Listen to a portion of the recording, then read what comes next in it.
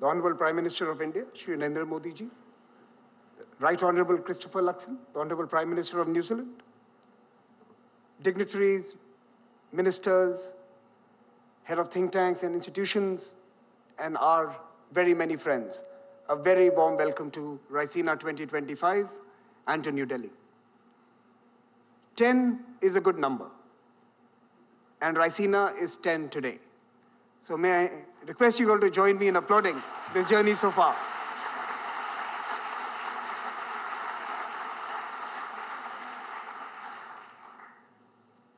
We are not planning to slow down. The Conference on Geopolitics and Geoeconomics that we started 10 years ago now has audiences and stakeholders worldwide.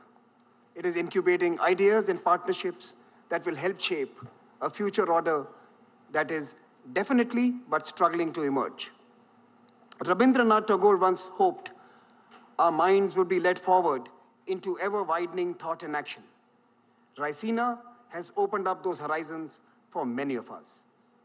Helping in this journey is not just this flagship conference in New Delhi, which this year will see a participation of 4,000 stakeholders from across the world, from 131 countries. But Raisina now also has forums in the United States, Australia, Japan, and the UAE. This year, the Honorable Prime Minister, during his visit to France, also announced the launch of the Raisina Mediterranean, which we will host in Marseille. We have broadened our audience in other ways as well. Our Young Fellows program has been running for 15 years. In fact, it predates the dialogue.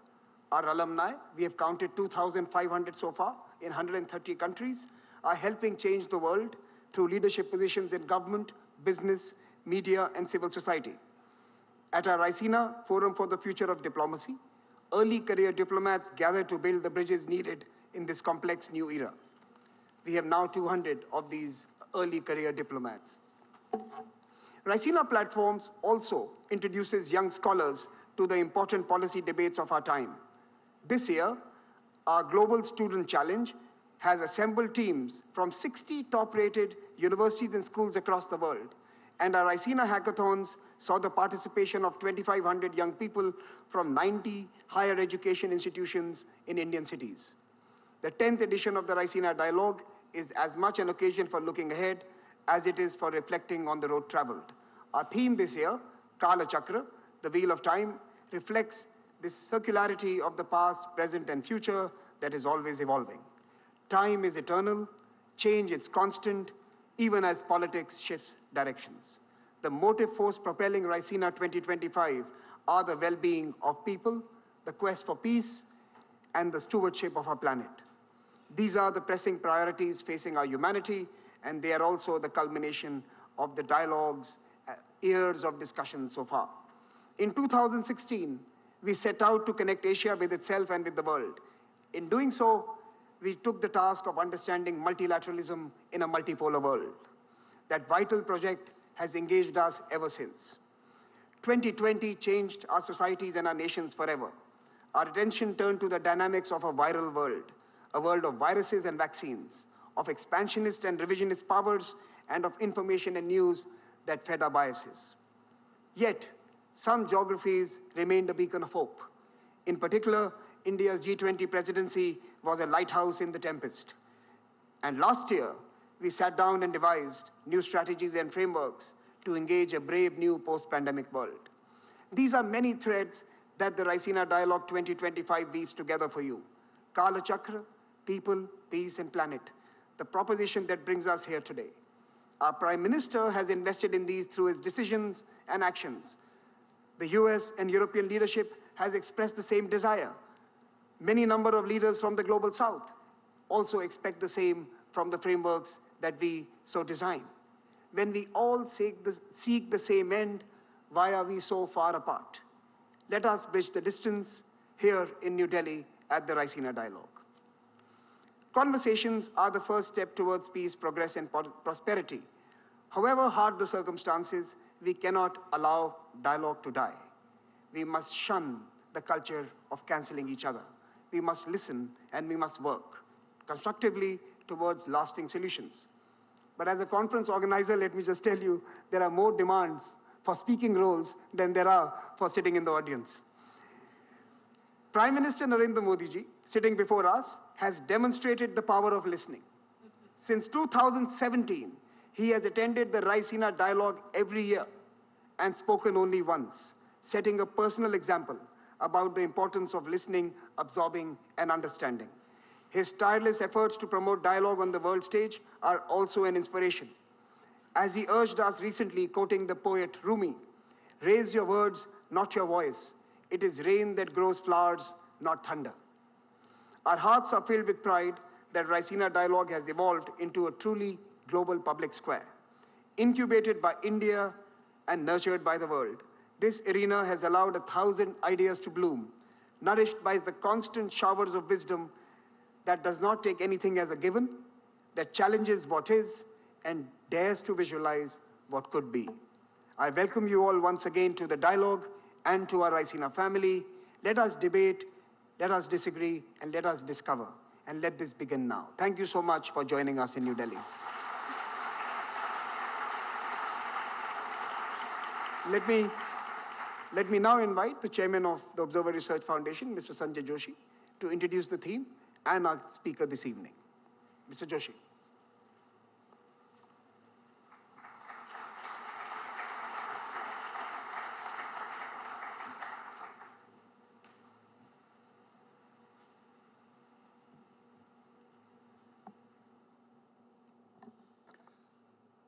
A very good evening to our distinguished guests, Honorable Prime Minister of India, Shri Narendra Modi ji, our guest of honor, Excellency Christopher Luxon, Prime Minister of New Zealand, Honorable External Affairs Minister, Shri Jaishankar, our partners from the Ministry of External Affairs, and all the other ministers, admirals, generals, speakers, and delegates, and the audience which is gathered here, distinguished members, many of whom are also joining online. Welcome to Raisina 2025.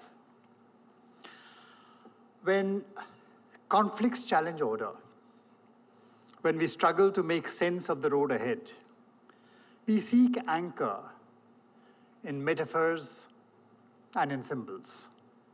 I remember, last year, when conflicts were raging in Europe and West Asia, we had assembled Raisina under the banner of Chaturang, that ancient board game of war and craft. This year, as conflicts nudge themselves towards a peace which sometimes seems more conflicted than the wars itself, the theme chosen is Kal Chakra, the wheel of time. First of all, the metaphor of the wheel actually challenges the linear notion of the arrow of time as something which is constantly moving forward inexorably towards progress and growth. The chakra, gives no such false assurances. The unending progress of any civilization, of any nation or race, or manifest destiny of anyone is not guaranteed by any cosmic order. We repeat mistakes, our best intents lead to consequences we never intended, and order frequently does descend into chaos. The chakra actually signifies a motion which is far more complex than the circular monotony of a wheel.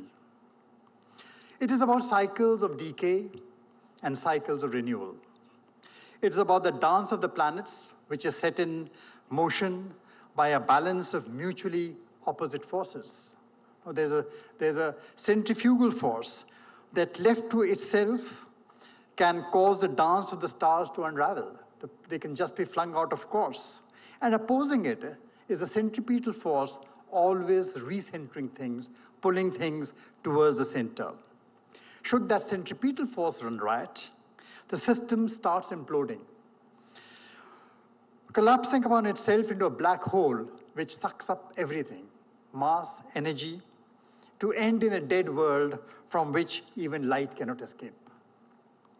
At one extreme of the spinning vortex of time is a fragmenting order, which is called the mandal, the fragmenting pattern, tearing apart the cohesion of societies, disrupting the environmental balance, hyper-individualism, ecological collapse, dissipating into a world of entropic decay.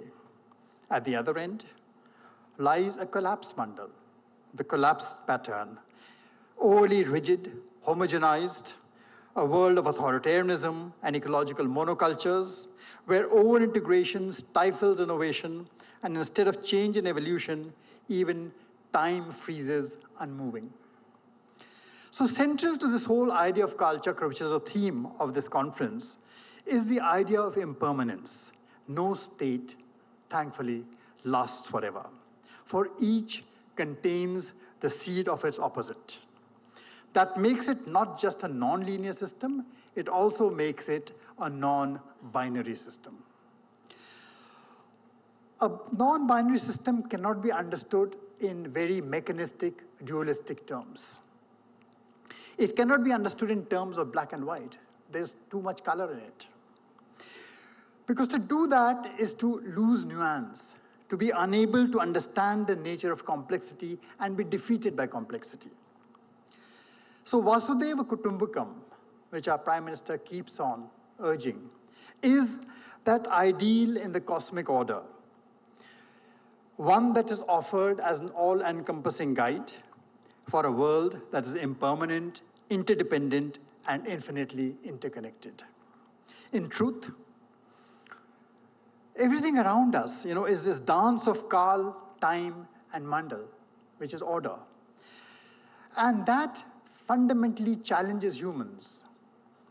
Remember, in Buddhism, ultimately, this calibration between the two is not defined as a goal. It is defined as a practice. It is something which must be kept on constantly. It is not an endpoint. And to do that, it challenges conscious humans, thinking humans, to engage through thought and through action to practice bringing that order back together again, that balance back together again.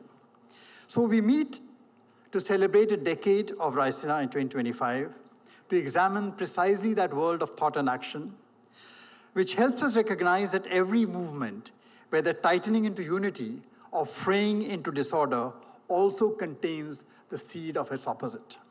In the final analysis, in the Kalchakra, neither order nor chaos are endpoints. They're merely transitory phases which demand recalibration. And recalibration is a time for sometimes difficult and unconventional decisions. So at ORF, we extend our welcome and best wishes to everyone here for 3 days of the most thought-provoking conversations. And I'm delighted this year to present His Excellency Christopher Luxon, the Prime Minister of New Zealand. Sir, Kalchakra is about change. And as a corporate leader, you have led change. You transformed Air New Zealand into one of the world's most successful and respected carriers. Then you've entered politics to try and do much the same for your great country. We have brought, you bring that pragmatic approach to international trade, technology partnerships, and defense cooperation that is helping New Zealand deepen ties across the world, and especially to countries like India and countries situated in the Indo-Pacific. With that, may I invite you, sir, to join us here and give us the benefit of your vast wisdom and experience. Thank you, sir.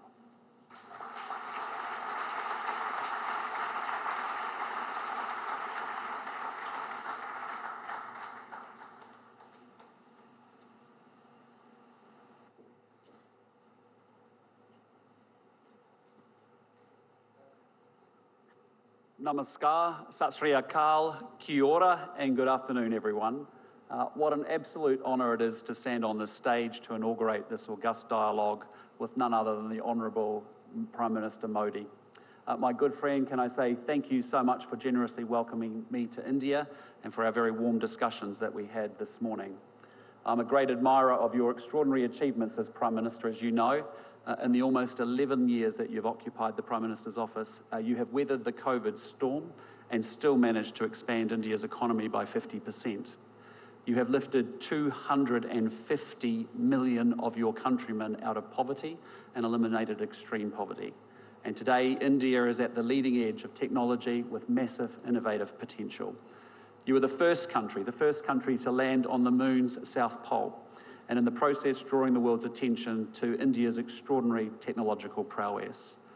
And Prime Minister, during your tenure, the men in blue have been the most dominant side in cricket's white ball competitions, most recently winning the Champions Trophy last week in Dubai against my men in black. Yes. And breaking many, many New Zealanders' hearts in the process, including mine, but I will be the bigger person and just say congratulations.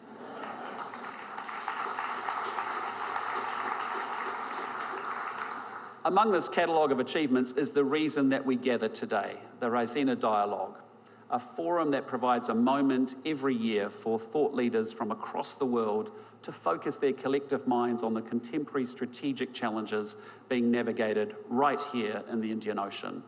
And I applaud Dr. Jaishankar and Samir Saran for the intellectual leadership that they have shown driving this dialogue over the past 10 years. It has grown into a hugely influential forum. And look no further than the luminaries that you attract. 6 former heads of government and ministers from over 30 countries and representation from so many more here today. And I just hope that my remarks today add to the debate in some small way. Ladies and gentlemen, it is more than 200 years since Indians and New Zealanders began living side by side. At the beginning of the 19th century, well before we became a nation, Indian sailors jumped ship in New Zealand, with some meeting up with locals and marrying into our indigenous Maori tribes.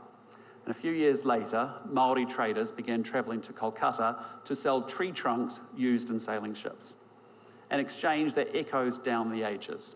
And just as they were 200 years ago, Kiwi Indians today are fully integrated into our multicultural society. New Zealanders of Indian heritage comprise 11% of the people living in Auckland, our biggest city. And I've brought with me to New Delhi a selection of the Kiwi Indian community leaders, members of parliament, captains of industry, yes, professional cricketers, and even an online influencer who has revolutionised investment for women the world over. In short, a selection of Kiwi Indians who get up each and every single morning to make New Zealand a better place to live. And our trade has diversified considerably from wood thanks to the increased sophistication of your economy. India today is a critical source of pharmaceuticals and machinery for us, while we are a great tourism and education destination for you. And India has become an ever more significant feature of our society. And yet, while there has much that has been developed and changed, there has been something missing at the core of our relationship. With a country as consequential as India, we need rich political interaction, engaged militaries, strong economic architecture, and connections that support a diaspora that bridges between our two great nations. Prime Minister Modi and I sat down today and we charted out the future of our two countries' relationship, a future that builds from where we have been and one that is wholly more ambitious about what we will do together in the future. We agreed to our Defence Forces building greater strategic trust with one another while deploying together and training together more. We want our scientists collaborating on global challenges like climate change and on commercial opportunities like space. We are supporting our businesses to improve air links and build primary sector cooperation. We will facilitate students and young professionals and tourists to move between our two countries. And we've instructed our trade negotiators to get on and negotiate a comprehensive free trade agreement between our two great nations. A comprehensive agenda to underpin a comprehensive relationship.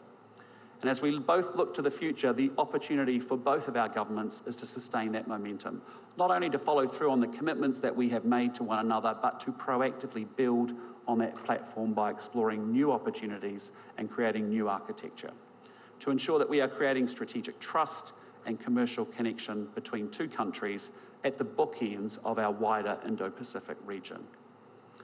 Ladies and gentlemen, it is to the Indo-Pacific that I now turn. And there are many reasons to be excited about our region, and I want to single out the two biggest opportunities. First, India and New Zealand are fortunate enough to live in the world's most economically dynamic region.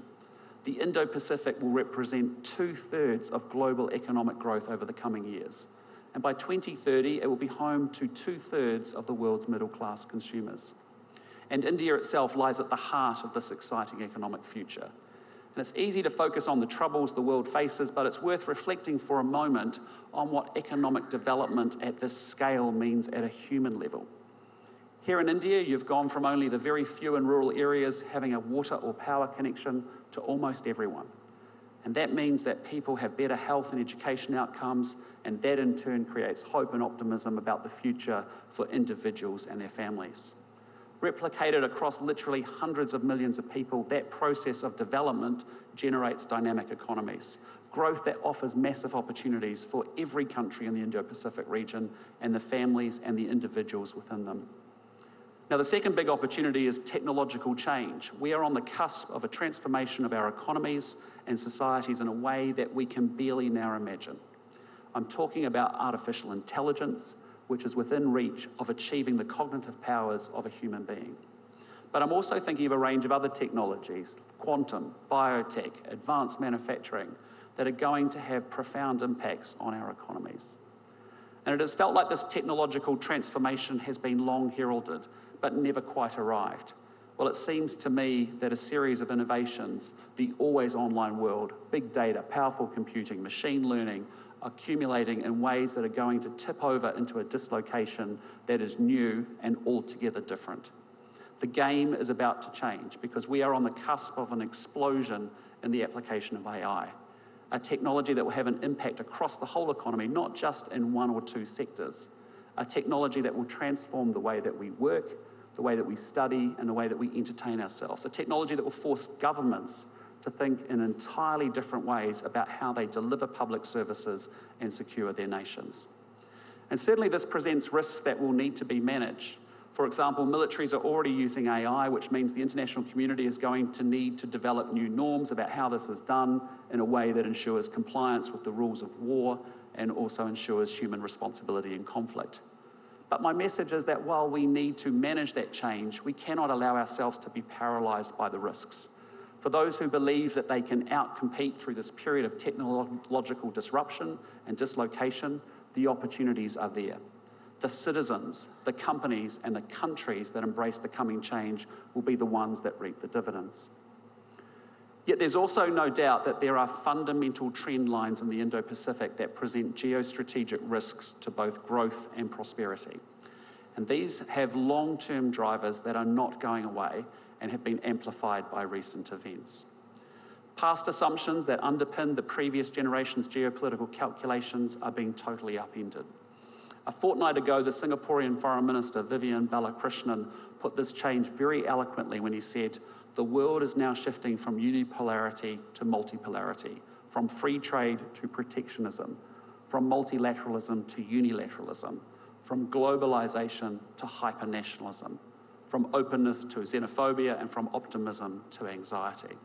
This is a global change, not isolated to one region. And certainly though we live today in an Indo-Pacific navigating contest and rivalry with a period of strategic uncertainty, I think there are three big shifts that make for challenging times for all of us ahead. The first is that we are seeing rules giving way to power. Previously, we could count on countries respecting the UN Charter, the law of the sea, and world trade rules. That sadly cannot be assumed in an age of sharper competition. And instead, we risk dangerous miscalculation at flashpoints, and these range from the militarization of disputed reefs to dangerous air movements, from land border incursions to breakout nuclear capabilities. And of course, it's not just flashpoints, but a slow shift in Indo-Pacific realities that change calculations. Recent demonstrations of naval force near New Zealand's maritime surrounds, for example, sent a signal that alarmed many of my fellow citizens. Second, we are witnessing a shift from economics to security. Because after the Cold War, the dominant paradigm in relations between Indo-Pacific countries was a sustained effort to raise the material living standards by tending to our economies. And make no mistake, bread and butter issues still loom very, very large and are a priority for governments all around the region. And indeed, economic growth is my government's highest priority too. But across the Indo-Pacific, we also see governments dedicating increased attention and resource to military modernization. Military build-ups reflect a need to prepare against uncertainty and against insecurity. And some military build-ups, however, are underway without the reassurance that that transparency brings. National security demands are expanding. Governments need to protect their people and assets against foreign interference, cyber attacks and terrorism. In the last few months, a new threat has emerged with damage to critical infrastructure like subsea cables. Well, you can't have prosperity without security, not least when the tools of commerce themselves require protection.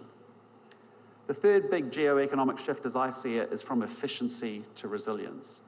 Where previously Indo-Pacific economies saw even deeper interdependence as a dynamo for growth, that can no longer be assumed in an age of decoupling. Onshoring, protectionism and trade wars are displacing best price, open markets and integrated supply chains. And so we find ourselves in a world that is growing more difficult and more complex, and especially so for smaller states. However, we must engage with the world as it is, not as we wish it to be. And so, like most countries across the region, New Zealand's strategic policy is being shaped by our assessment of these trends. We have agency to shape the Indo-Pacific that we all want, but we must do so with energy and with urgency. Ladies and gentlemen, as New Zealand looks to protect and advance our interests in the Indo-Pacific, we can only do so alongside partners like India that have a significant role to play in the Indo-Pacific region. In an increasingly multipolar world, India's size and geostrategic heft gives you autonomy. And at the same time, your democratic partners in the Indo-Pacific offer you a force multiplier for our convergent interests. For at a time when democracy is in decline with less than half the world's adults electing their leaders, it truly is an inspiration that 650 million Indians turned out to vote last year in the largest election in history. Your national election is a triumph of logistics, but it's also a triumph of legitimacy. An election that means your leaders serve their people rather than your people serving their leaders. Now, I don't advocate arbitrary divisions between democracies and autocracies, and just because we are democracies, we won't always see eye to eye. Nonetheless, there's truth in the fact that our democratic governance means that we share a belief in the freedom to choose, giving everyone a voice and respect for the rules. Our interests increasingly converge around seeing three ideas as an aligned set of organising principles for our Indo-Pacific region. And the first is that we want to live in an Indo-Pacific where countries are free to choose their own path, free from interference. A region where no one country comes to dominate. And it is a sign of the times that I have to stand here defending respect for sovereignty, yet New Zealand's approach is increasingly shaped around that objective. Just on Saturday, I joined a call led by Prime Minister Starmer focused on what more those contributing to Ukraine's defence can do to support a just and lasting peace, to help a country whose sovereignty and territorial integrity has been so flagrantly attacked.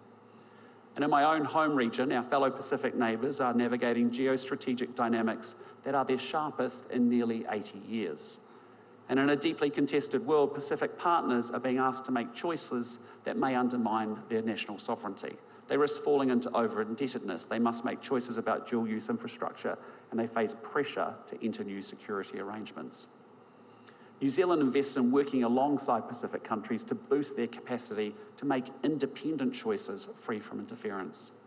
Yet size alone cannot inoculate a country from these dynamics. Building strong and diversified relationships is the key to mitigating the risk of dependence on a few.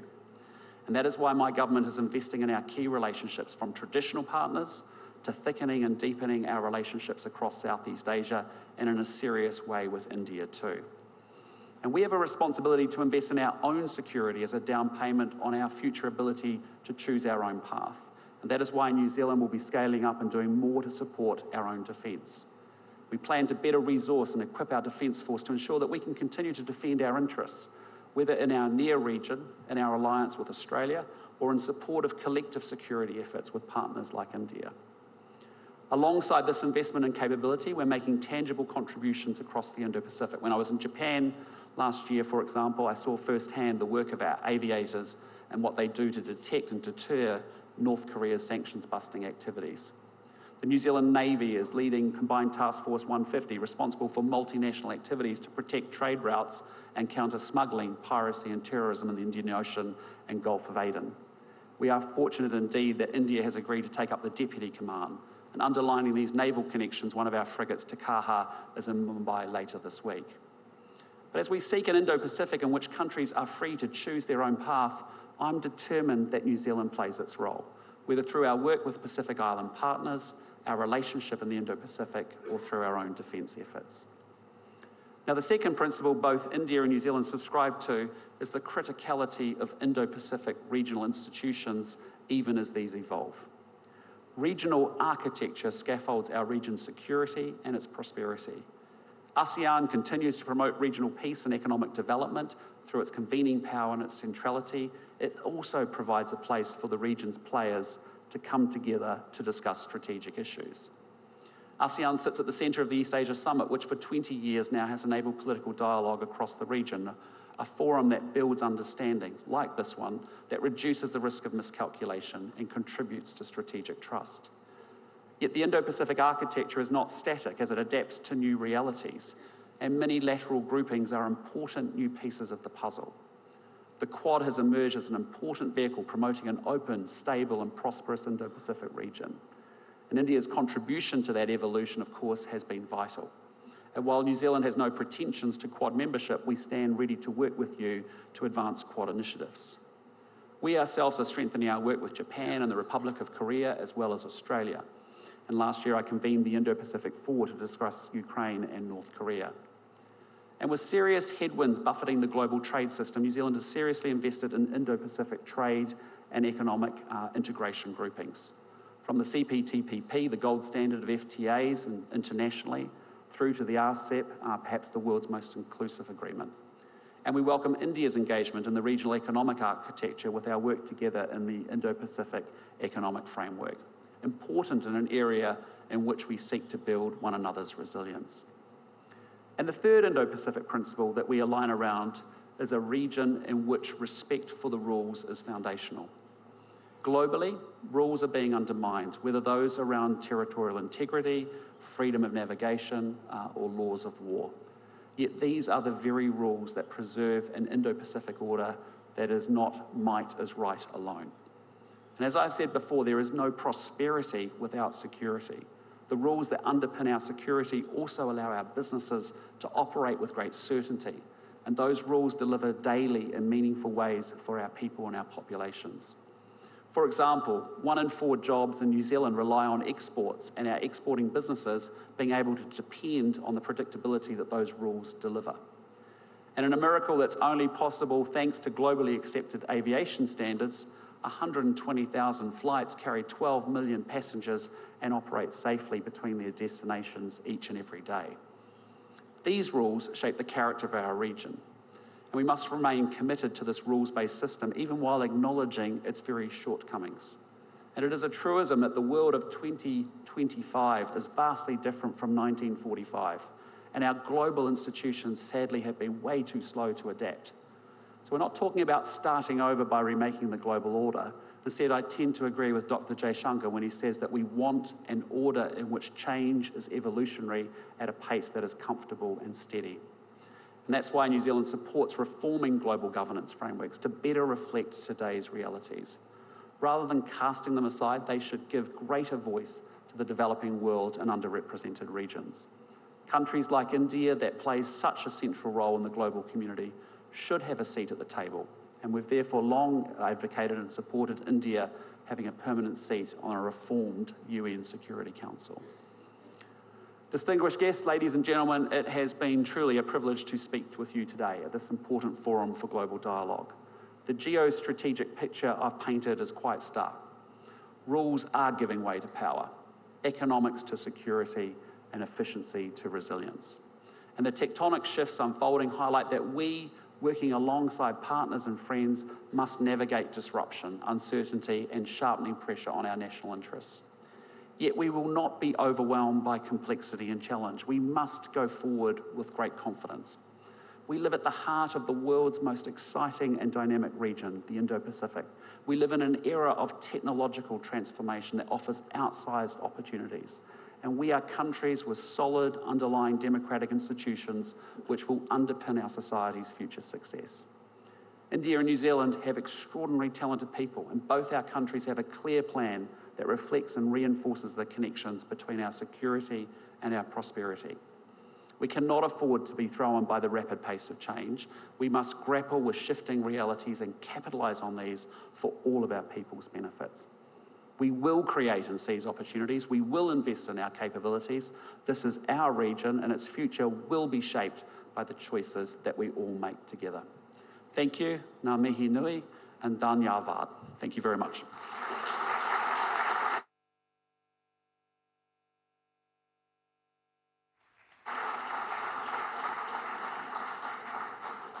Thank you so much, Prime Minister, and a special thank you for not reminding us of the Test match series in October last year. With that, let me now request Dr. Jaishankar, the Foreign Minister of India, to deliver the vote of thanks.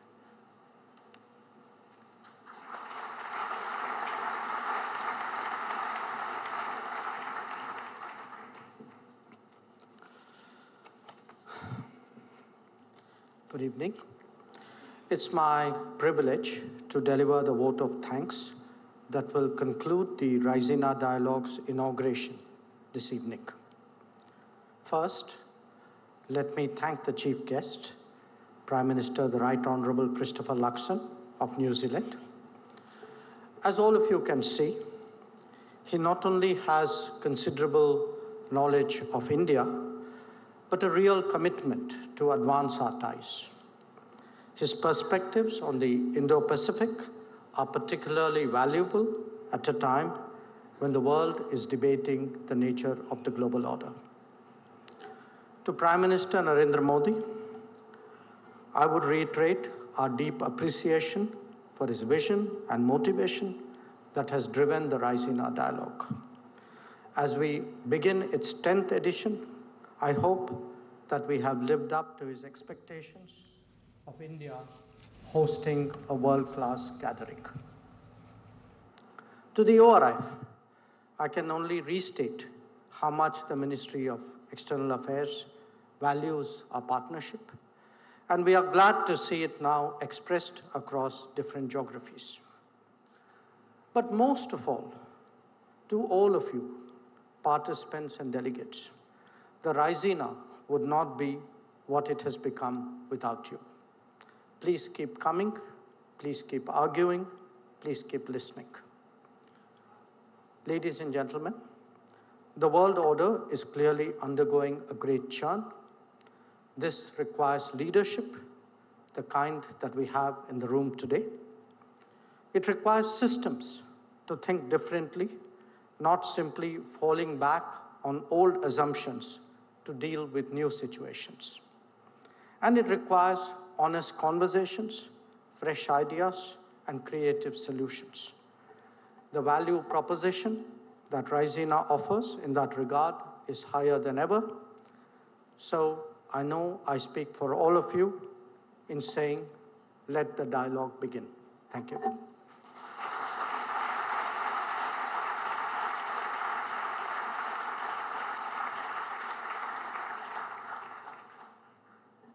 Ladies and gentlemen, we'll now remain seated as the VIPs exit the room. And just give us a little more of your time for this inauguration ceremony. We will have you out soon. You've been invited to specific dinners. Please attend those. Some have been invited to our gala opening dinner in the lawns outside. We look forward to receiving you there. But do allow the VIPs to leave the room.